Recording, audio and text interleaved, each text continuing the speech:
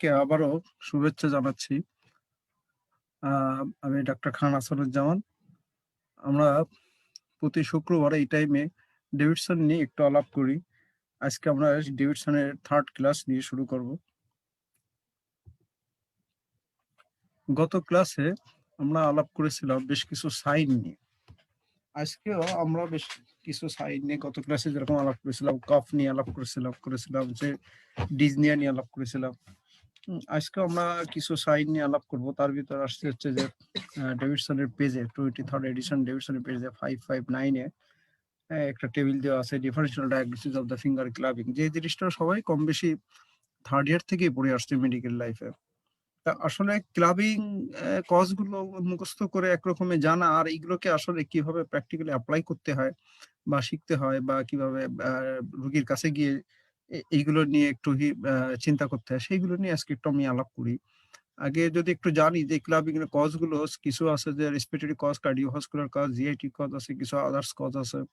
Respiratory কজের ভিতরে খুব বেশি কমন হচ্ছে সাপোরেটিভ কন্ডিশনের ভিতরে পালমোনারি টিবি আছে, ব্রঙ্কাইটিস, লাং অ্যাবসেস, এম্পাইমা বলতে যেটা হচ্ছে পুলোরাতে যখন পাস কালেকশন হয়, সিস্টিক ফাইব্রোসিস, আরো কিছু টিউমার কন্ডিশন যেমন lung cancer, mesothelioma, fibroma, pulmonary ফাইব্রোসিসও পর্যন্ত ক্লাবিং করতে পারে। এমনকি টিবি হলেও ক্লাবিং হতে পারে, বিশেষ করে অ্যাডভান্স স্টেজে টিবি।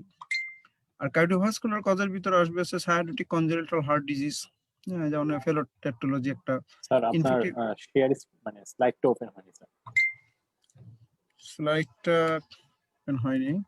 আচ্ছা, শেয়ার স্ক্রিন অন করে স্লাইডটা ওপেন করতে হবে। আচ্ছা,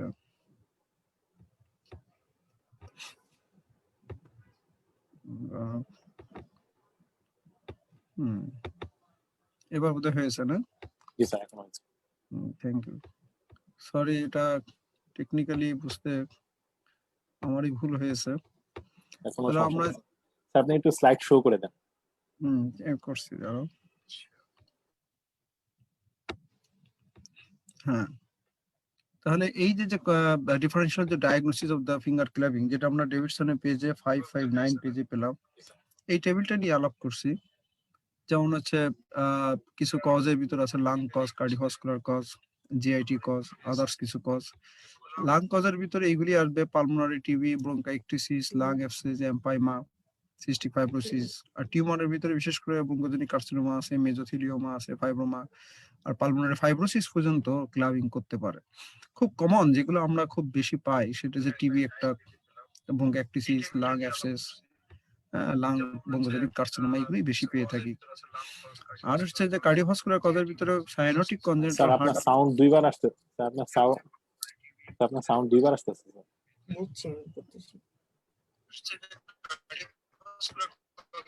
বন্ধ করো, সাউন্ড আসতেছে, বন্ধ করো। এখন কি আসে? এখন ঠিক আছে? জি স্যার, এখন ঠিক আছে। হ্যাঁ, সায়ানোটিক কনজেনিটাল হার্ট ডিজিজ আছে, ইনফেক্টিভ এন্ডোকার্ডাইটিস আছে, আর এটা আছে যে আর্টিওভেনাস শান্ট। আর্টিওভেনাস শান্ট বলতে যেমন হচ্ছে প্যাটেন্টাক্টাস আর্টিরিয়াসাস, তারপর আসছে যে ফ্যালোটেট্রোলজি, এইগুলোই হচ্ছে শান্টে এই সমস্ত কন্ডিশনে, অর্থাৎ বিশেষ করে cyanotic heart disease, infective endocarditis, এইগুলোই হচ্ছে যে ক্লাবিং এর একটা ইম্পর্টেন্ট কজ। জিআইটির ভিতরে সিরোসিসে, লিভার সিরোসিসে বা সিএলডি তে হতে পারে। ইনফ্লামেটরি বাউল ডিজিজ যেমন ক্রোনস ডিজিজ, আলসারেটিভ কোলাইটিস, এই সমস্ত কন্ডিশনে ক্লাবিং হতে পারে। সিলিয়াক ডিজিজে হতে পারে, থাইরয়েডটক্সিকোসিস কন্ডিশনে ক্লাবিং হতে পারে। এখন প্রশ্ন হচ্ছে যে এই ক্লাবিং এর আসলে মেকানিজমটা অলওয়েজ অনেকখানি আননোন। এই সমস্ত কন্ডিশনে কেন ক্লাবিং হবে, এই মেকানিজম গুলো আননোন। তবে এই কন্ডিশন গুলোতে ক্লাবিং পাওয়া যায়, তার জন্য একটা টেবিল করা হয়েছে। এরপরে যে কজেস অফ দ্য হিমোপ্টাইসিস, আর কজেস অফ দ্য হিমোপ্টাইসিস এর ভিতরে হিমোপ্টাইসিস মানে কি? হিমোপ্টাইসিসটা হচ্ছে যে কাফিং অফ দ্য ব্লাড। এখন এই কাফিং অফ দ্য ব্লাডটা হচ্ছে যে আসলে এটা ফ্রেশ কালার হয়ে থাকে, এটা কিন্তু কফি কালার না। কফি কালার হচ্ছে হিমাটেমেসিস, যেটা হচ্ছে ভমিটিং অফ দ্য ব্লাড। তা অনেক সময় হয় কি যে ব্রঙ্কাইটিসিস, বিশেষ করে ব্রঙ্কাইটিসিস একটা ইম্পর্টেন্ট কজ। এই সময় মুখ ভরে অনেক সময় ব্লাড চলে আসে এবং রুগীটা ওয়াক করে এটা ফেলে দেয়, এবং রুগী বলে যে তার বউয়ের সঙ্গে আসছে, আসলে এটা আসছে কাশির সঙ্গে। তখন এই কনফিউশন দূর করার জন্য জাস্ট কালারটা দেখলেই হয়, অর্থাৎ হিমোপ্টাইসিসের কালারটা হচ্ছে ব্রাইট রেড হয়, কিন্তু হেমাটোমেসিসের ব্লাডটা হচ্ছে যে হচ্ছে কফি কালার। হেমাটোমেসিসের সাথে ফুড পার্টিকেল থাকতে পারে, কিন্তু হিমোক্রাইসিসের সাথে কোনো ফুড পার্টিকেল থাকবে না। হিমোক্রাইসিসের সাথে কোনো ম্যালিনা থাকে না। কিন্তু হেমাটোমেসিসের সাথে যেটা হচ্ছে ভমিটিং অফ ব্লাডের সাথে ম্যালিনা থাকে। এই হচ্ছে মোটামুটি একটা ডিফারেন্স। তাহলে এর ১ম এবং প্রধান কজ হচ্ছে যেটা হচ্ছে লাং কজ। লাং এর ভিতরে আছে হচ্ছে ব্রঙ্কিয়াল, প্যারেনকাইমাল এবং ভাস্কুলার। লাং ছাড়াও কার্ডিওভাস্কুলার কজ দিয়ে হিমোপ্টাইসিস হতে পারে, ব্লাড ডিসঅর্ডারের মাধ্যমে হিমোপ্টাইসিস হতে পারে। এই ব্রঙ্কিয়াল কজের ভিতরে আসছে যে bronchial cancer, bronchitis, acute bronchitis. এই স্টার মার্কগুলো হচ্ছে ভেরি ইম্পর্টেন্ট কজ। আর ব্রঙ্কিয়াল অ্যাডেনোমা, ফরেন বডি এগুলোর কারণে হতে পারে। প্যারেনকাইমাল ডিজিজের ভিতরে টিউবারকুলোসিস, এটি ইজ মোস্ট ইম্পর্টেন্ট কজ আমাদের দেশের জন্য। তাছাড়া সাপ্রেটিভ নিউমোনিয়া, প্যারাসাইটস এর ভিতরে হাইড্রেটিক ডিজিজ, লাং অ্যাবসেস, ট্রমা, অ্যাক্টিনোমাইকোসিস, মাইসিটোমাই, প্রত্যেকটা কথা পোস্ট গ্রাজুয়েশন স্টুডেন্টের জন্য এমসিকিউর জন্য খুব দরকার এবং প্রতিটা কথাই মাথায় রাখতে হবে। কিন্তু প্র্যাকটিসের জন্য মোটামুটি স্টার মার্কগুলো মনে রাখলে হবে। আর আন্ডার গ্রাজুয়েট স্টুডেন্টের জন্য শুধু স্টার মার্কগুলো মনে রাখলে হবে, অর্থাৎ কমন গুলো মনে রাখলে হবে। লাং ভাস্কুলার ডিজিজ, এটা পালমোনারি ইনফাকশন, যেটা পালমোনারি এম্বোলিজমের মাধ্যমে হয়ে থাকে। গুড পাস্টার সিনড্রোম, এটাও ভ্যাসেলস ডিজিজ। পলিআর্থারিটিস নোডা, এটাও vessels disease. Idiopathic pulmonary haemosiderosis. CVS এর ভিতরে acute left ventricular failure. Left ventricular failure হলে লাংসের পরে প্রেসার পড়ে, পালমোনারি এডেমা হয় এবং কিছু হিমোপ্টাইসিস হতে পারে। মাইটাল স্টেনোসিসও এটাও হলে, সিভিয়ার মাইটাল স্টেনোসিস হলে ওই অ্যাকুট লেট ভেন্ট্রিকুলার ফেলার বা লেট ভেন্ট্রিকুলার ফেলারের ফিচার্স পাওয়া যায়, পালমোনারি এডেমা হয়, তখন হিমোপ্টাইসিস হতে পারে। অ্যাওর্টিক এনিউরিজমও তাই। ব্লাড ডিসঅর্ডারের ভিতরে বিশেষ করে লিউকোমিয়া, হিমোফিলিয়া, অ্যান্টিকোয়াগুলেন্ট, এই সমস্ত কন্ডিশনেই ব্লিডিং ডিসঅর্ডার পাওয়া যায় এবং সেই ব্লিডিংটা বটে সর্বত্র হতে পারে, লাংসে হতে পারে, সেই ক্ষেত্রে হিমোপ্টাইসিস পেতে পারি। তো এই জিনিসগুলো আমরা যে হিমোপ্টাইসিস পড়লাম আর ক্লাবিং পড়লাম, আমরা যদি জাস্ট মুখস্থ করার জন্য মুখস্থ করলাম, সেটা আছে যে এমসিকিউর জন্য হতে পারে, মেবি স্টুডেন্টের জন্য হতে পারে, কিন্তু প্র্যাকটিসের জন্য আমাকে মাথায় রাখতে হবে এই ক্লাবিং এবং হিমোপ্টাইসিস যদি একসাথে নিয়ে আসে, আমরা বেশ কিছু ইভালুয়েশন করতে পারি, যেটা আমরা নেক্সট স্লাইডে আমার নিজেরই তৈরি। সাথে এই যদি ওল্ড এজে স্মোকার হয়ে থাকে, তাহলে এটা সাসপেক্ট করতে হবে ব্রঙ্কোজেনিক কার্সিনোমা। দেখো, ক্লাবিং ও ব্রঙ্কোজেনিক কার্সিনোমাতে হয়, হিমোপ্টাইসিস ও ব্রঙ্কোজেনিক কার্সিনোমাতে হয়। তবে এই ব্রঙ্কোজেনিক কার্সিনোমা হইতে হলে ওল্ড এজ হইতে হয় এবং স্মোকার হইতে হয়। তাহলে এই কয়েকটা পয়েন্ট যোগ করলে আমরা সাসপেক্ট করতে পারি ব্রঙ্কোজেনিক কার্সিনোমা। আবার ক্লাবিং আর হিমোপ্টাইসিস সাথে যদি প্রিভিয়াসলি যদি তার একটা টিবির হিস্ট্রি থাকে বা নিউমোনিয়ার একটা হিস্ট্রি থাকে, অথবা তার একটা টিউমারের হিস্ট্রি থাকে লাংসে, এই কন্ডিশন গুলো সব ব্রঙ্কাইটিসিস করে। টিবি হওয়ার পরে পরবর্তীতে কমপ্লিকেশনে ব্রঙ্কাইটিসিস হতে পারে, নিউমোনিয়া হওয়ার পরে পরবর্তী কমপ্লিকেশনে ব্রঙ্কাইটিসিস হতে পারে, ব্রঙ্কোজেনিক কার্সিনোমা বা টিউমারের কারণে পরবর্তী কন্ডিশনে কিন্তু ব্রঙ্কাইটিসিস হতে পারে। তাই ক্লাবিং এর সাথে হিমোপ্টাইসিস আছে, কিন্তু তার একটা প্রিভিয়াস হিস্ট্রি আছে টিবি, তাহলে ব্রঙ্কাইটিসিস এটা। প্রিভিয়াস হিস্ট্রি আছে নিউমোনিয়া, তাহলে ব্রঙ্কাইটিসিস এটা। তাহলে ব্রঙ্কাইটিসিস ও ক্লাবিং হয়, হিমোপ্টাইসিস হয়, এবং ব্রঙ্কাইটিসিস হতে হলে হয় আগে এইগুলো থাকতে হয়, এইগুলো কোনো একটা হয়ে গেছে, তারপরে ব্রঙ্কাইটিসিস হয়েছে। ক্লাবিং এর সঙ্গে যদি হিমোপ্টাইসিস থাকে এবং লং টাইম যদি ফেভার থাকে, লং টাইম ফেভার লাং অ্যাবসেসও হতে পারে, আবার টিবিতে হতে পারে। আবার লাং অ্যাবসেস ক্লাবিংও হয়, হিমোপ্টাইসিস হয়, আবার টিবিতেও ক্লাবিং হয়, হিমোপ্টাইসিস হয়। তাই ক্লাবিং এর সাথে হিমোপ্টাইসিস সাথে লং টাইম ফেভারে যদি হিস্ট্রি থাকে, তাহলে আমরা সাসপেক্ট করি হয় এটা লাং অ্যাবসেস বা টিবি। তখন সিবিসি করে চেস্ট এক্সরে করে মোটামুটি কনফার্ম করি। কারণ এই দুটো টেবিল আমরা যদি প্র্যাকটিস ফিল্ডে এই দুটো টেবিলকে এত বড় কজ মনে রেখে যদি আমরা প্র্যাকটিস ফিল্ডে যদি এই কয়টা পয়েন্ট মনে রাখি, তাহলে দেখা গেল দুটো টেবিলকেই মনে রাখা যায়। তাহলে ক্লাবিং এর সঙ্গে হিমোপ্টাইসিস আর ওল্ড এজ স্মোকার যদি হয়, সেটাই হবে ব্রঙ্কোজেনিক কার্সিনোমা। ক্লাবিং এর সাথে হিমোপ্টাইসিস পেলাম, সাথে যদি প্রিভিয়াস টিবি, নিউমোনিয়া, টিউমার থাকে, তাহলে ব্রঙ্কাইটিসিস। ক্লাবিং এর সাথে হিমোপ্টাইসিস সাথে লং টাইম ফেভার হলে, তাহলেই সাসপেক্ট করবো লাং অ্যাবসেস বা টিবি।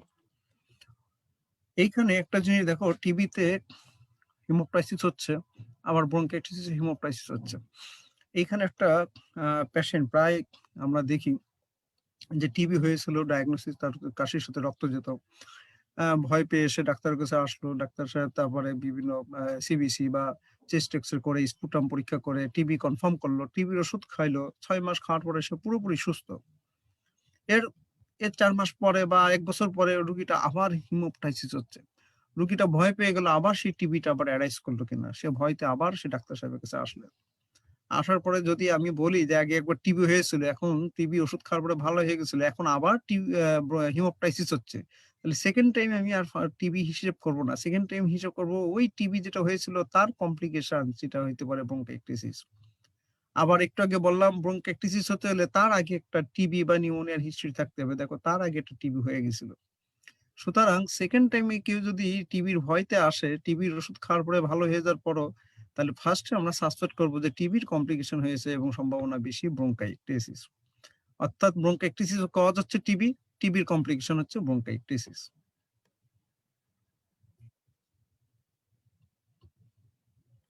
এবার আমরা ডেভিডসনে একটা পেজে যাব, সেই পেজটা হচ্ছে একটু ব্যাকে যাব 554 এ। এখানে কিছু রেসপিরেটরি ফাংশন টেস্ট দেওয়া আছে 554 23rd এডিশন মেডিসিনের। এই ফিগারটা দেওয়া আছে। এখানে আমরা কিছু লাং ভলিউম সম্পর্কে আছে, নরমাল লাংস ভলিউম। এটা হচ্ছে সিওপিডি বা অবস্ট্রাকটিভ লাংস এর ক্ষেত্রে একটা লাং ভলিউম। এটা হচ্ছে রেস্ট্রিকটিভ লাংস বা ফাইব্রোসিস বা রেস্ট্রিকটিভ লাংস এর ক্ষেত্রে একটা লাং ভলিউম সম্পর্কে আমরা জানবো। আমরা কিছু নরমাল কিছু লাং ভলিউম আছে, লাং ক্যাপাসিটি আছে, সেইগুলো সম্পর্কে জানবো। এই ফিগার সম্পর্কে জানবো, এফিবিওন এফবিসি সম্পর্কে। এগুলো ডেভিডসনে এখানে দেওয়া আছে ঠিকই, কিন্তু এইভাবে সুন্দর করে সাজিয়ে দেওয়া নাই, যেটা সবাই কম বেশি ফিজিওলজি থেকে জেনে আসছে, সেটাই নিয়ে আমরা একটু আলাপ করব। যেমন এটা একটা ফিজিওলজির একটা ফিগার, যে এইটা হচ্ছে যে নর্মাল টাইডাল ভলিউম। উপরের দিকে যেমন হচ্ছে যে ইন্সপিরেশন নিলাম, এটা করে নর্মাল ইন্সপিরেশন, টাইডাল ইন্সপিরেশন। আর এটা হচ্ছে যে এক্সপিরেশন করলাম, নর্মাল এক্সপিরেশন বা টাইডাল এক্সপিরেশন। আচ্ছা, এইটা হচ্ছে অর্থাৎ ইন্সপিরেশন এক্সপিরেশনকে বলা হচ্ছে টাইডাল ভলিউম, আর শুধু ইন্সপিরেশনকে বলা হচ্ছে টাইডাল ইন্সপিরেশন, শুধু এক্সপিরেশনকে বলা হচ্ছে টাইডাল এক্সপিরেশন। অর্থাৎ কোয়াইট ব্রেথিং এ যতটুকু আমরা বাতাস লাংসে নিই সেটিকে বলা হচ্ছে টাইডাল ইন্সপিরেশন। কোয়াইট ব্রেথিং মানে হচ্ছে নর্মাল ব্রেথিং, যতটুকু বাতাস আমরা বের করে দিই সেটা হচ্ছে যে টাইডাল এক্সপাইরেশন। এটা কত, 2300 থেকে 2800 মাঝখানে ডিফারেন্স করলে 500, অর্থাৎ 500 সিসি, অর্থাৎ 0.5 লিটার। তাহলে 0.5 লিটার নর্মাল ইন্সপিরেশন নিই বা 0.5 লিটার নর্মাল এক্সপিরেশনে বের করে দিই, তাহলে টাইডাল ভলিউম হচ্ছে 0.5 লিটার। এই একটা ভলিউম সম্পর্কে আমরা জানলাম। এর আরেকটা ভলিউম আছে, সেটাকে বলা হচ্ছে যে ইনস্পাইটরি রিজার্ভ ভলিউম। এটাকে বলা হচ্ছে ইনস্পাইটরি রিজার্ভ ভলিউম। এটা কোথা থেকে শুরু? এটা হচ্ছে নর্মাল টাইডাল ইন্সপিরেশন এর পরের থেকেই শুরু, যখন ফোর্সফুল ইন্সপিরেশন নেব বা ম্যাক্সিমাম এফোর্ট দিয়ে যতটুকু ইন্সপিরেশন নেব। তাহলে the amount of the which is inhaled, মানে ভিতরে নেওয়া হয়, ইনহেলড বা ইন্সপায়ার্ড উইথ ম্যাক্সিমাম এফোর্ট দিয়ে, কখন? আফটার নর্মাল টাইডাল ইন্সপিরেশনের পরে ফোর্সফুল ইন্সপিরেশন নিয়ে যতটুকু বাতাস আমি লাংসে ঢোকাবো এতটুকুকে বলা হচ্ছে ইনস্পাইটরি রিজার্ভ ভলিউম। যার অ্যামাউন্ট কত? এখানে 5800 থেকে 2800 যদি মাইনাস করি, প্রায় 3 লিটারের মতন হয়, 3 লিটার। আর আরেকটা এক্সপাইটরি রিজার্ভ ভলিউম আছে। এই এক্সপাইটরি রিজার্ভ ভলিউম হচ্ছে এইখান থেকে এতটুকু। তাহলে এটা হচ্ছে নর্মাল টাইডাল এক্সপ্রেশনের পরে ফোর্সফুলি এক্সপ্রেশন নেওয়ার পরে যতটুকু বাতাস বের করে দেব, the amount of the air which is exhaled with maximum effort, কখন? আফটার টাইডাল এক্সপাইরেশন, অর্থাৎ নর্মাল এক্সপ্রেশন বা টাইডাল এক্সপ্রেশনের পরে যতটুকু এক্সেস বাতাস আমি ফোর্সফুলি বের করে দেব, সেটাই হচ্ছে এক্সপাইটরি রিজার্ভ ভলিউম। তাহলে এটা কত? এখানে এতটুকু হচ্ছে 1200, এতটুকু হচ্ছে 2300। তাহলে 1200 2300 মাঝখানে ডিফারেন্স করলে আসছে 1100, অর্থাৎ 1100 সিসি এই এক্সপাইটরি রিজার্ভ ভলিউম। আরেকটা ভলিউম আছে রেসিডুয়াল ভলিউম। ফোর্সফুল এক্সপ্রেশন নেওয়ার পরও কিছু বাতাস লাংসে রয়ে যাবেই, এটাকে বলা হচ্ছে রেসিডুয়াল ভলিউম। তাহলে আফটার ফোর্সফুল এক্সপ্রেশন বা the amount of the air which রিমাইন্স in the lungs, যেটা লাংসে রয়ে যায় ফোর্সফুল এক্সপ্রেশনের পরে, যতটুকু বাতাস লাংসে রয়ে যাবে সেটাকে বলা আছে রেসিডুয়াল ভলিউম। এই ভলিউম হচ্ছে 4টা,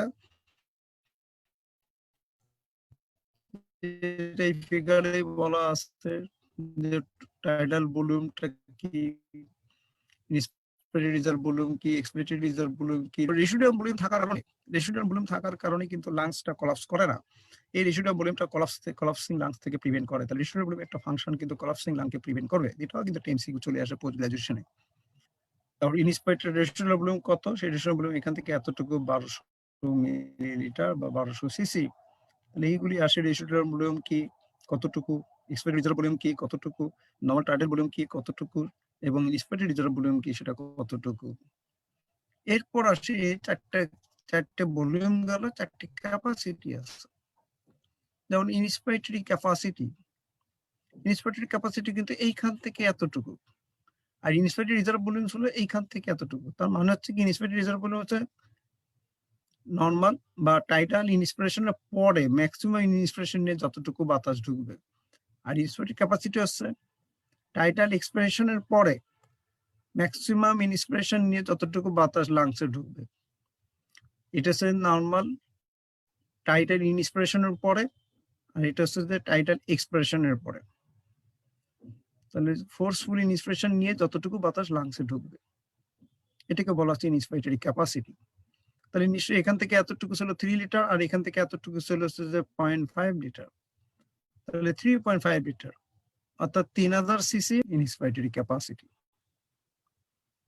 এরপর আসে ভাইটাল ক্যাপাসিটি। ভাইটাল ক্যাপাসিটি হচ্ছে নিশ্চয়ই এখান থেকে এতটুকু হচ্ছে ফোর্সফুল এক্সপিরেশন। ফোর্সফুল এক্সপিরেশনের পরে যখন ফোর্সফুল ইন্সপিরেশন নিয়ে ম্যাক্সিমাম বাতাস লাংসে ঢুকাবো, অথবা উল্টো ভাবে বলতে পারি, এখান থেকে শুরু করতে পারি, ফোর্সফুল ইন্সপিরেশনের পরে ফোর্সফুল এক্সপ্রেশন করে যতটুকু বাতাস লাংস থেকে বের করে দেবো, অর্থাৎ আমার অ্যামাউন্টটা এই মাথার থেকে এই মাথা হতে হবে। তাহলে এইখান থেকে এইখানে যেতে পারি, অথবা এইখান থেকে এখানে যেতে পারি। তাহলে ফোর্সফুল এক্সপ্রেশনের পরে ফোর্সফুল ইন্সপিরেশন নিয়ে যতটুকু বাতাস লাংসে ঢুকবে সেটি হচ্ছে ভাইটাল ক্যাপাসিটি। অথবা বলতে পারি ফোর্সফুল ইন্সপিরেশনের পরে ফোর্সফুল এক্সপ্রেশন করে যতটুকু বাতাস আমরা লাংস থেকে বের করে দিতে পারি সেটি হচ্ছে আমাদের ভাইটাল ক্যাপাসিটি। তাহলে ভাইটাল ক্যাপাসিটি হবে এখান থেকে এতটুকু প্লাস এখান থেকে এতটুকু প্লাস এখান থেকে এতটুকু। তাহলে এখান থেকে এতটুকু 3 লিটার, এখান থেকে এতটুকু 0.5 লিটার, আর এখান থেকে এতটুকু হচ্ছে 1100 সিসি। তারপরে হচ্ছে এখান থেকে এতটুকু 3000 সিসি, 500 সিসি, 3500 সিসি, আর এখান থেকে এতটুকু 1100 সিসি। তাহলে 3500 আর 1100 মিলে 4600 সিসি, অর্থাৎ 4600 সিসি হচ্ছে ভাইটাল ক্যাপাসিটি। এই vital capacity forceful inspiration, forceful expression দুটেই লাগে। এই জন্য থ্রাসিক মাসেলের অ্যাসেসমেন্ট করার জন্য, পালমোনারি ফাংশনের অ্যাসেসমেন্ট করার জন্য ভাইটাল ক্যাপাসিটি ভেরি ইম্পর্টেন্ট। এই কথা কিন্তু এমসিকিউতে চলে আসে, যে কথাগুলো কিন্তু এখানে লেখা আছে। Vital capacity amount of the air that can be exhaled, মানে বের করে দেওয়া হয় maximum import with maximum import, কখন আফটার ম্যাক্সিমাম ইন্সপিরেশন। এই যে expiratory reserve volume, tidal volume, inspiratory reserve volume, তিনটে কম্বিনেশনটাই হচ্ছে ভাইটাল ক্যাপাসিটি। এটা অ্যাসেস করা হয় থ্রাসিক মাসেল এক্সটেন্ট দেখার জন্য, as well as the pulmonary ফাংশনকে অ্যাসেস করার জন্য। যেহেতু এখানে ফোর্সফুল ইনস্পিরেশন, ফোর্সফুল এক্সপিরেশন দুটোই আছে, তাই পালমোনারি ফাংশন, থ্রাসিক মাসেল অ্যাসেসমেন্ট সব এক্সটেন্ট অ্যাসেসমেন্ট দেখার জন্য ভাইটাল ক্যাপাসিটি ভেরি ইম্পর্টেন্ট। এই কথাটাও কিন্তু এমসিকিউর একটা পার্ট। ভাইটাল ক্যাপাসিটি গেল। ফাংশনাল রেসিডুয়াল ক্যাপাসিটি কি? ফাংশনাল রেসিডুয়াল ক্যাপাসিটি এইখান থেকে এতটুকু পর্যন্ত। কারণ হচ্ছে যে এটা তো normal tidal expression. Normal tidal এক্সপ্রেশনের পরে যতটুকু বাতাস লাংসে রয়ে যাবে তাকে বলা হচ্ছে functional residual capacity. Total lung capacity কি? টোটাল লাং ক্যাপাসিটি যে একেবারে এই মাথা থেকে এই মাথা পর্যন্ত, অর্থাৎ ফোর্সফুল ইন্সপিরেশন নিয়ে লাংসটাকে যতটুকু এক্সপান্ড করা যায়, এখান থেকে ফোর্সফুল ইন্সপিরেশন নিলে লাংসটাকে এই মাথা থেকে এই মাথা পর্যন্ত এক্সপান্ড করা যাচ্ছে, ততটুকু বাতাসকে বলা হচ্ছে টোটাল লাং ক্যাপাসিটি। তাহলে এটা কত? এটা হচ্ছে 508, হ্যাঁ 5800 সিসি। এইটুকু এখান থেকে এতটুকু হচ্ছে টোটাল লাং ক্যাপাসিটি। তাহলে আমরা মোটামুটি 4টি ক্যাপাসিটি জানলাম, আমরা 4টা ভলিউম জানলাম। এরপর যে জিনিসটা জানবো আমরা, আহ, এই কথাগুলো এই কথাগুলো বুঝতে হলে অথবা এই কথাগুলো বুঝতে হলে এই ফিগারটা আমাদের আরো কিছু ফিগারের হেল্প লাগবে। যেমন এই ফিগারটার হেল্প লাগবে।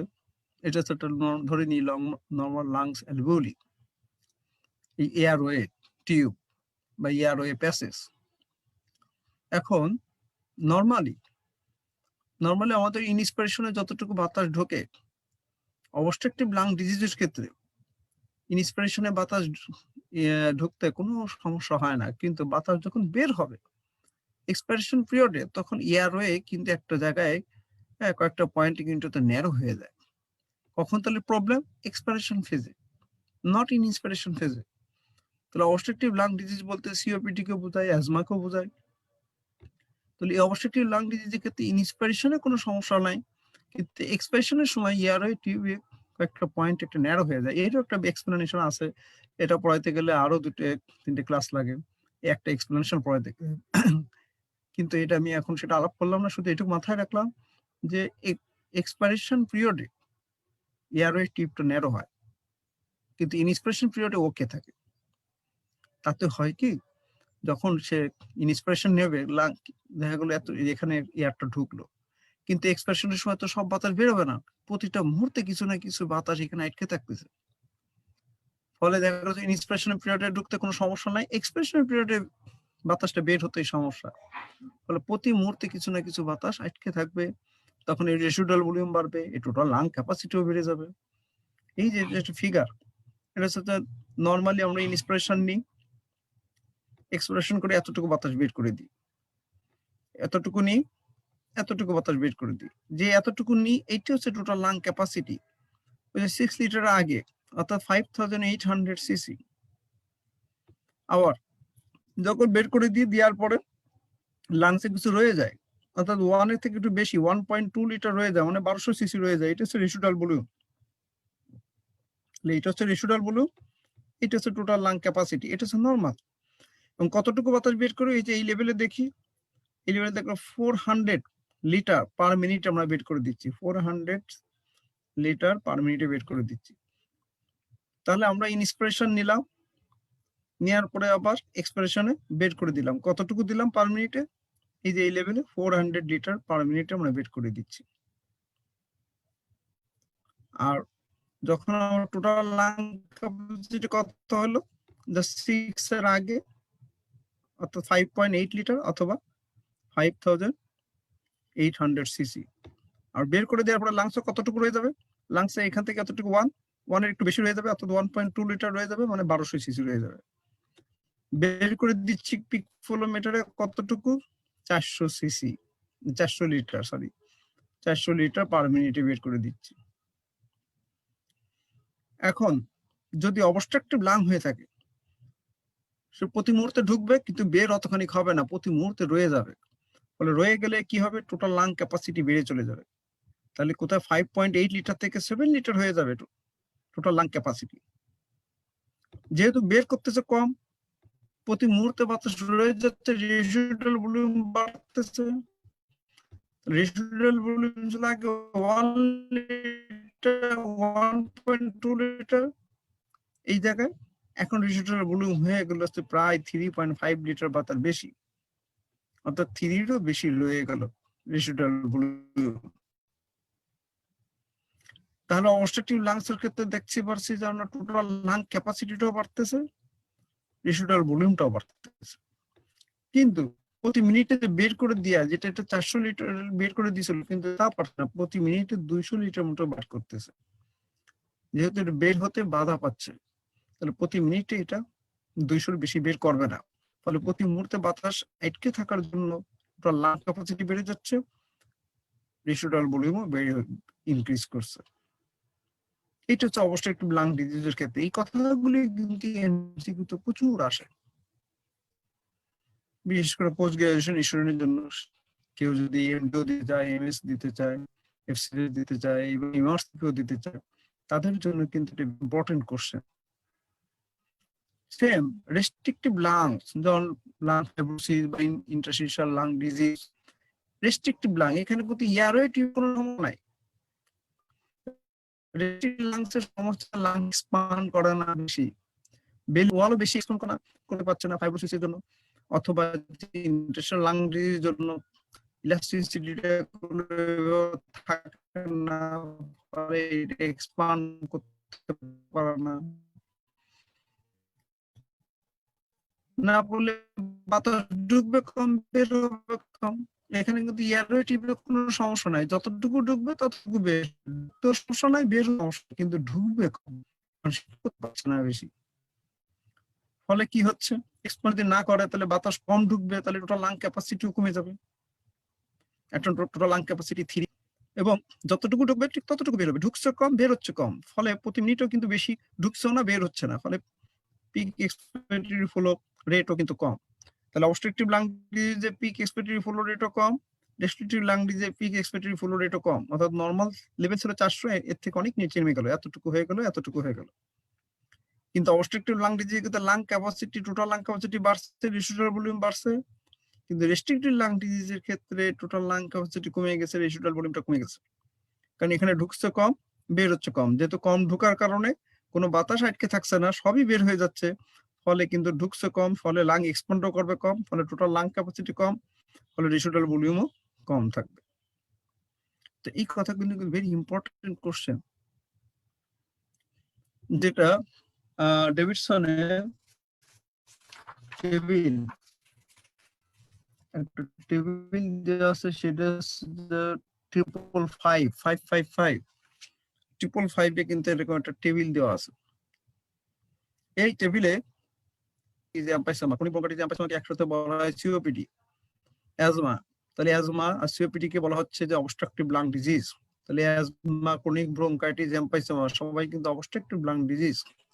লাং ফাইব্রোসিস এটা রেস্ট্রিকটিভ লাং ডিজিজ। তাহলে দেখো এই অবস্ট্রাকটিভ লাং ডিজিজের ক্ষেত্রে দেখা যাচ্ছে টোটাল লাং ক্যাপাসিটি ইনক্রিজ করছে, রেসিডুয়াল ভলিউম ইনক্রিজ করছে, টোটাল লাং ক্যাপাসিটি ইনক্রিজ করছে, রেসিডুয়াল ভলিউম ইনক্রিজ করছে, টোটাল লাং ক্যাপাসিটি ইনক্রিজ করছে, রেসিডুয়াল ভলিউম ইনক্রিজ করছে, যেটা একটু আগে বললাম।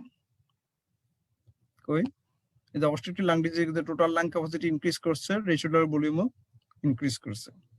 আর রেস্ট্রিকটিভ লাং ডিজিজের ক্ষেত্রে কি হলো, রেস্ট্রিকটিভ লাং ডিজিজের ক্ষেত্রে টোটাল লাং ক্যাপাসিটি কমে গেছে, রেসিডুয়াল ভলিউমও কমে গেছে।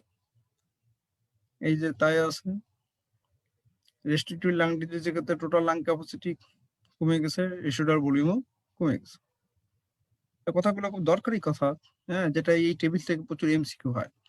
এরপর আসি, টেবিলে আরো কিছু কথা আছে। ধরে নি এফিবিয়ন। এফিবিয়নটা হচ্ছে যে প্রথম সেকেন্ডে কতটুকু বাতাস বের করবে, force expected volume in first second. মনে করি নরমাল লাংস, এটা হচ্ছে নরমাল লাংসের ক্ষেত্রে প্রথম সেকেন্ডে এসে মোটামুটি 4 লিটার বের করে দিল, এবং প্রথম সেকেন্ডে, তারপর 2 সেকেন্ড, 3 সেকেন্ড, 4 সেকেন্ড, 5 সেকেন্ডে হয়তো আর একটু বেশি বার করবে, বা ওই লেভেলেই বার করবে, হ্যাঁ, 4 লিটার পর্যন্ত ওই লেভেলেই বার করবে। ফলে 5 সেকেন্ডে এতটুকু ফোর্স ভাইটাল ক্যাপাসিটি, অর্থাৎ 5 সেকেন্ডে সে এতটুকু বের করে দিল। তো প্রথম সেকেন্ডে যতটুকু বার করলো এফিবিএন, 5 সেকেন্ড ধরে বা ফোর্স ভাইটাল ক্যাপাসিটিও ততটুকু বার করলো, তাহলে এফিবিএন ভাগ এফভিসি কত হবে, 4/4 = 1। এটি নরমাল। কিন্তু রেস্ট্রিকটিভ লাং ডিজিজ ঢুকবেও কম, বেরও হবে কম। প্রথম সেকেন্ডে 2 লিটারের বেশি বের করতে পারবে না, কারণ এতটুকুই ঢুকছিল, এতটুকুই বের হবে, ফলে 5 সেকেন্ড ধরে ওই পরিমাণই বের হবে। কিন্তু এখানে কিন্তু এফিবিএন কিন্তু কম, 2 লিটার, এখানে কিন্তু এফিবিএন ছিল 4 লিটার, কিন্তু এফিবিএন কিন্তু কম। এখানে এফবিসি 4 লিটার ছিল, এখানে এফবিসি 2 লিটার, তাহলে 2/2 কত হবে, 1। বলে এফবিএন এফবিসি রেশিও কিন্তু 1 হচ্ছে, অনেকটা নরমাল কে শো করবে, রেশিও করবে নরমালের মতো, কিন্তু এর এফবিএন কম এই নরমাল থেকে, এফবিএন 4 থেকে 2 হয়ে গেল। কিন্তু আমরা যদি রেশিও করি এফবিএন ভাগ এফবিসি, এর ক্ষেত্রে ভাগ করলে 2/2 1 হয়, এফবিএন বা এফবিসি এর ক্ষেত্রে ভাগ করলে 4/4 1 হয়। রেশিও কিন্তু দুজনের ক্ষেত্রে 1 আর 1 হয়। কিন্তু অবস্ট্রাকটিভ লাং ডিজিজের ক্ষেত্রে প্রথম সেকেন্ডে অনেক কমে যাবে, প্রথম সেকেন্ডে সে বেশি বের করতে পারবে না, কারণ অবস্ট্রাকশন আছে। এই যে অবস্ট্রাকশন আছে, ফার্স্ট সেকেন্ডে সে বেশি বের করতে পারবে না, আস্তে আস্তে আস্তে আস্তে যতটুকু বের করে দিতে পারে। কিন্তু প্রথম সেকেন্ডে এয়ারওয়ে টিউব অবস্ট্রাকশনের জন্য সে বেশি বের করতে পারবে না। না পারার কারণে কি হচ্ছে, প্রথম সেকেন্ডে দেখা যাচ্ছে 1 লিটারের মতো বের করছে, কিন্তু সময় যদি দেওয়া হয় 4 সেকেন্ড 5 সেকেন্ডে মোটামুটি আরো ম্যাক্সিমাম বাইর করে ফেলবে। ফলে দেখা গেল তার এফিবিয়নটা অনেক কম। রেস্ট্রিক্টিভ লাং ডিজিজ থেকে আরো এফিবিয়নটা অনেক কম। কিন্তু দুইটা যদি রেশিও করি 1/4, 1/4 যেটা 1 এর থেকে অনেক কম। অর্থাৎ এফিবিয়ন এফবিসি রেশিওটা 1 এর থেকে অনেক কম। তাহলে এর এফিবিয়নও কমলো নরমাল থেকে, এর এফিবিয়নটা আরো কমলো নরমাল থেকে। এর এফবিসিটা মোটামুটি একটু বাড়ছে, কারণ হচ্ছে যে সে সময় দিলে সে আস্তে আস্তে অনেক বাতাস বের করে দিতে পারবে। কিন্তু এর প্রথম সেকেন্ডে যা বাইর করে সে সেকেন্ডও তাই বাইর করে, কারণ এর ঢুকতে বা বের হতে কোনো সমস্যা নেই, ঢুকছে কম বেরও হবে কম। ফলে এদের রেশিও হয়ে যাবে 1, কিন্তু এদের রেশিও হয়ে যাবে অনেক কম, কারণ প্রথম সেকেন্ডে সে কম বার করছে, পরবর্তী সেকেন্ডগুলোতে সে বেশি বার করছে। ফলে এর রেশিওটা হয়ে যাবে 1/4, অর্থাৎ 1 এর থেকে অনেক কম। এইটা হচ্ছে ডিফারেন্স, যে রেস্ট্রিক্টিভ লাং আর অবস্ট্রাকটিভ লাং ডিজিজের ভিতরে এফিবিয়ন এফবিসি রেশিওটা কার কোনটা কেমন। এটাই বলা হচ্ছে যে অ্যাজমা, ক্রনিক ব্রঙ্কাইটিস, এমফাইসোমা এগুলো হচ্ছে obstructive lung disease. Obstructive lung disease এফিবিয়নটা অনেক বেশি কমে যাবে। এই যে সেটাই দেখানো হলো, অবস্ট্রাকটিভ লাং ডিজিজ এফিবিয়নটা অনেক বেশি কমে যাবে। কিন্তু রেস্ট্রিক্টিভ লাং ডিজিজে কমবে, কিন্তু খুব বেশি কমবে না। রেস্ট্রিক্টিভ লাং ডিজিজে কমবে, কিন্তু খুব বেশি কমবে না। এবার এফবিসি আসি। এফবিসি অবস্ট্রাকটিভ লাংসে কিন্তু কমবে, কিন্তু নরমাল থেকে কমবে, কিন্তু খুব বেশি কমবে না। কিন্তু রেস্ট্রিক্টিভ লাং ডিজিজে কিন্তু অনেক কমে গেছে, ঢুকছে কম বের হয়েছে কম। তাই এফবিসি অবস্ট্রাকটিভ লাংসের ক্ষেত্রে কমবে, কিন্তু খুব বেশি না। কিন্তু রেস্ট্রিক্টিভ লাং ডিজিজে অনেক বেশি কমে গেছে, ঢুকছে কম বের হয়েছে কম। ফলে এদের রেশিও যদি করা হয়, অবস্ট্রাকটিভ লাং ডিজিজের রেশিও যদি করা হয়, আলটিমেটলি রেশিও করলে অনেক কমে যাবে, অনেক থেকে অনেক কম। অবস্ট্রাকটিভ লাং ডিজিজের ক্ষেত্রে যদি রেশিও করা হয় 1 এর থেকে অনেক কম, কিন্তু রেস্ট্রিক্টিভ লাং ডিজিজে প্রায় 1 এর মতন হয়ে যাবে, প্রায় সমান হয়ে যাবে নরমালের মতো। প্রায় এই যে দেখা গেল যে পালমোনারি ফাইব্রোসিস অর্থাৎ রেস্ট্রিক্টিভ লাং ডিজিজ, এদের রেশিওটা এফিবিয়ন এফবিসি রেশিওটা প্রায় নরমালের মতন হয়ে যাবে, অথবা কিছুটা ইনক্রিজ করতে পারে। এটা একটা ভেরি ইম্পর্টেন্ট কোশ্চেন। তাহলে আমরা এফিবিয়ন এফবিসি রেশিও সম্পর্কে জানলাম, টোটাল লাং ক্যাপাসিটি রেশিও আর ভলিউম সম্পর্কে জানলাম। এবার আসি আমরা গ্যাস ট্রান্সফার ফ্যাক্টর, বিশেষ করে কার্বন মনোক্সাইড ট্রান্সফার ফ্যাক্টর, এটাও যায় এটাও তাই, জাস্ট একটা ইউনিট হিসেবে করা হয়। যে সমস্ত কন্ডিশনে, বিশেষ করে এম্পাইসোমাটাস কন্ডিশনে, এম্পাইসোমাটাস কন্ডিশনে কিন্তু gas transfer, carbon monoxide oxygen carbon dioxide ট্রান্সপোর্টটা অনেক কমে যায়। ফলে কার্বন মনোক্সাইড ট্রান্সফার ফ্যাক্টর যদি করা হয় তাহলে দেখা যাবে অনেক কমে যাবে, অন্যান্য কন্ডিশনে মোটামুটি নরমাল থাকে। অ্যাজমা, ক্রনিক ব্রঙ্কাইটিসে তেমন একটা ইফেক্ট পড়ে না, কিন্তু এম্পাইসোমাতে অনেক কমে যায়, গ্যাস ট্রান্সফার ফ্যাক্টরটা অনেক কমে যায়। পালমোনারি ফাইব্রোসিসও কমে যায়, যখন ফাইব্রোসিস হবে তখন রেসপিরেটরি মেমব্রেন ডিফেক্ট হবে। এম্পাইসোমাতে যা হবে যখন রেসপিরেটরি মেমব্রেন ডিফেক্ট হবে, গ্যাস ট্রান্সফারটা অনেক কমে যাবে। এটাও মাথায় রাখতে হবে, গ্যাস ট্রান্সফারটা কার ক্ষেত্রে বেশি কমে যায়। বিশেষ করে কমে যাবে এম্পাইসোমা, পালমোনারি ফাইব্রোসিসে, কারণ এদের ক্ষেত্রে রেসপিরেটরি মেমব্রেনেরই সমস্যা হয়, ফলে অক্সিজেন কার্বন ডাইঅক্সাইড ট্রান্সপোর্টটা কমে যায়। তো এই টেবিল সম্পর্কে আমরা মোটামুটি জানলাম। এই টেবিল জানতে গেলে আমাকে বেশ কিছু ফিগার, এই ফিগারের হেল্প লাগলো, এই ফিগারের হেল্প লাগলো, যার জন্য এই ফিগার গুলো না হলে সহজে দেখা গেল যে ওই টেবিলটা বোঝাটা কঠিন হয়ে যাবে। যেটা ডেভিডসনের প্রথমে সবকিছু সব ফিগারই দিয়ে দিছে, কিন্তু এই যে অবস্ট্রাকটিভ লাংস এর ক্ষেত্রে সিওপিডি, এটা হচ্ছে রেস্ট্রিক্টিভ লাংস এর ক্ষেত্রে, এটা হচ্ছে নরমাল লাংস এর ক্ষেত্রে, যে জিনিসটা আমি এখানে আলাপ করলাম,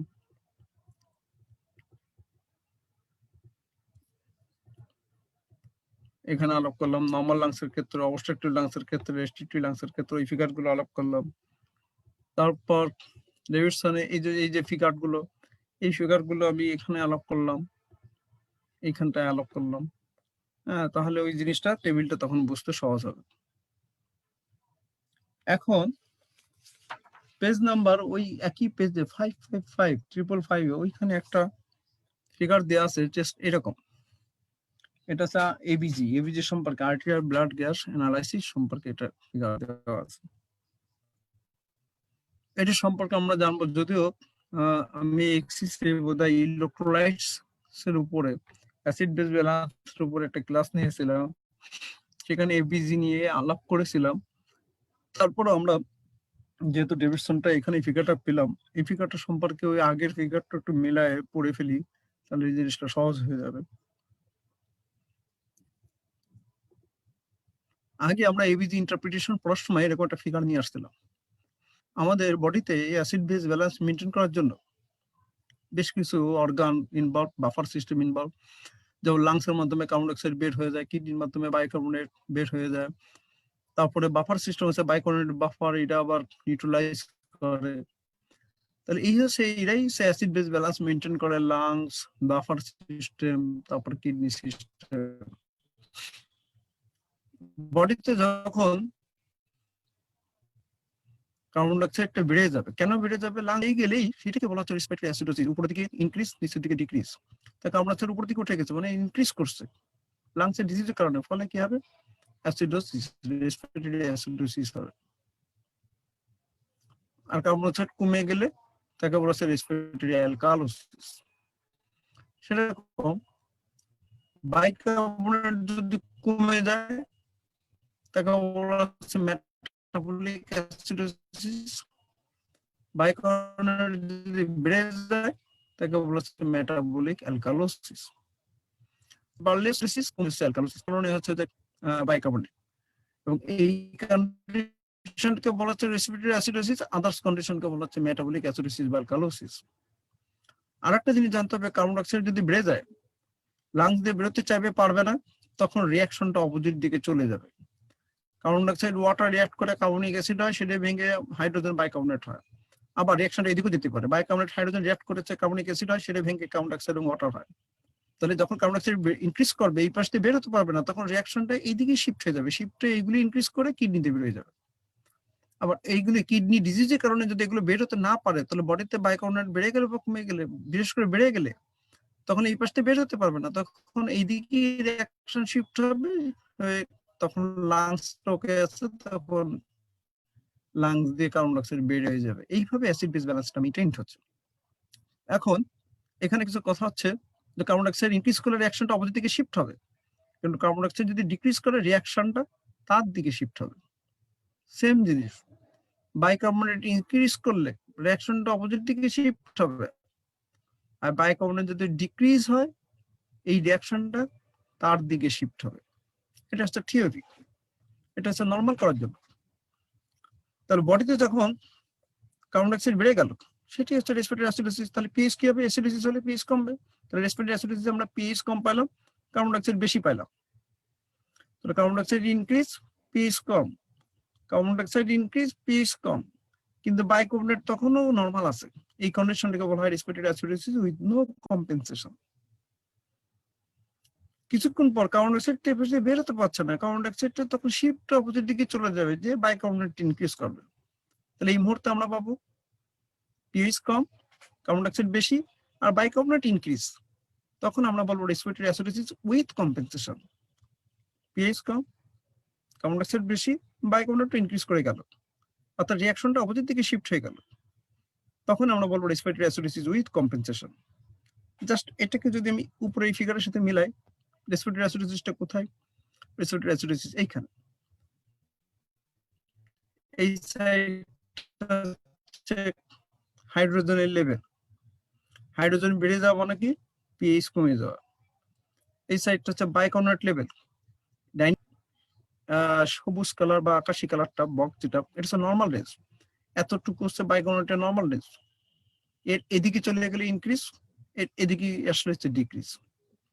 এতটুকু লেভেল হচ্ছে যে হাইড্রোজেনের নর্মাল রেঞ্জ, এর উপরে উঠে গেলে ইনক্রিজ, এর নিচে নেমে গেলে হচ্ছে ডিক্রিজ। এতটুকু রেঞ্জ হচ্ছে কার্বন ডাইঅক্সাইডের নর্মাল রেঞ্জ, এর এদিকে চলে গেলে হচ্ছে কার্বন ডাইঅক্সাইড ডিক্রিজ, এর এদিকে চলে গেলে হচ্ছে যে কার্বন ডাইঅক্সাইড ইনক্রিজ। এখন এটা হচ্ছে metabolic line, metabolic acidosis, metabolic alkalosis.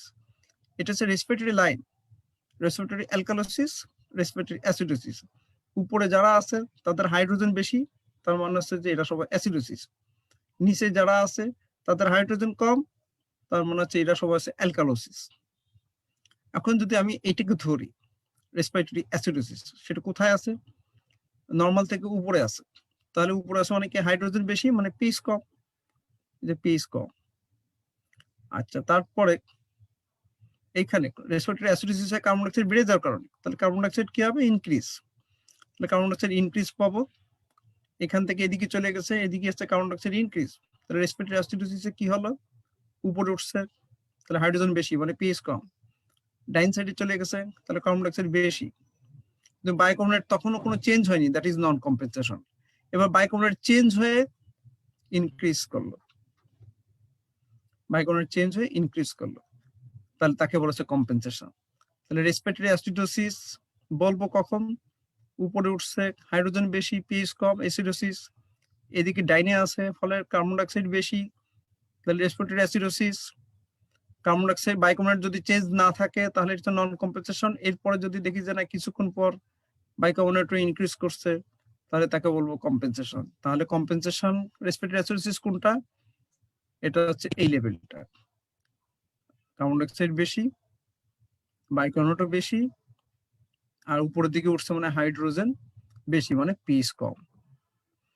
আচ্ছা, যদি এইখানে ধরি মেটাবলিক অ্যাসিডোসিস, এবার যদি আমরা মেটাবলিক অ্যাসিডোসিস যাই, এইখানে যদি যাই, মেটাবলিক অ্যাসিডোসিস কাকে বলবো? বাইকার্বনেট কম, পিএইচ কম, মেটাবলিক অ্যাসিডোসিস। রিঅ্যাকশনটা যেহেতু কম, রিঅ্যাকশনটা এদিকে শিফট হওয়ার কথা, তখনও শিফট হয়নি, না হলে কার্বন ডাইঅক্সাইড নরমাল। তাহলে পিএইচ কম, বাইকার্বনেট কম, metabolic acidosis, carbon dioxide normal, no compensation. PH কম, বাইকার্বনেট কম, কার্বন ডাইঅক্সাইড চেঞ্জ নাই, metabolic acidosis with no compensation. এবার কিছুক্ষণ পর রিঅ্যাকশনটা তার দিকে শিফট হলো, শিফট হলে কি হবে? সব কার্বন ডাইঅক্সাইড দিকে চলে গেল, তাহলে কার্বন ডাইঅক্সাইড কমে গেল। তাহলে পিএইচ কম, বাইকার্বনেট কম, এখন কার্বন ডাইঅক্সাইড এদিকে চলে গেলে কমে গেল, তাহলে উইথ কম্পেনসেশন। পিএইচ কম, বাইকার্বনেট কম, এখন কার্বন ডাইঅক্সাইড কমে গেল, তাহলে মেটাবলিক অ্যাসিডোসিস উইথ কম্পেনসেশন। যেটা উপরে ফিগার থেকে উপরে আসছে, তাহলে পিএইচ হচ্ছে কম, মানে হাইড্রোজেন বেশি মানে পিএইচ কম। বা সাইডে আছে, এই বক্স থেকে বা সাইডে আছে, তাহলে হচ্ছে বাইকার্বনেট কম, তাহলে মেটাবলিক অ্যাসিডোসিস। এই মুহূর্তে যদি কার্বন ডাইঅক্সাইড নরমাল পায় তাহলে নো কম্পেনসেশন। যদি কার্বন ডাইঅক্সাইড যদি এটাও এই লেভেলে যদি নিচে টানি, তাহলে বক্সে বা সাইডে চলে আসলো, তাহলে কার্বন ডাইঅক্সাইডও কম, তাহলে পিএইচ হাইড্রোজেন বেশি, পিএইচ কম, বাইকার্বনেট কম, কার্বন ডাইঅক্সাইড কম, তখন বলবো মেটাবলিক অ্যাসিডোসিস উইথ কম্পেনসেশন। ঠিক একইভাবে আমরা বলতে পারি রেসপিরেটরি অ্যালকালোসিস যদি বলা হয়, এটা কোথায় আছে? নিচে আছে।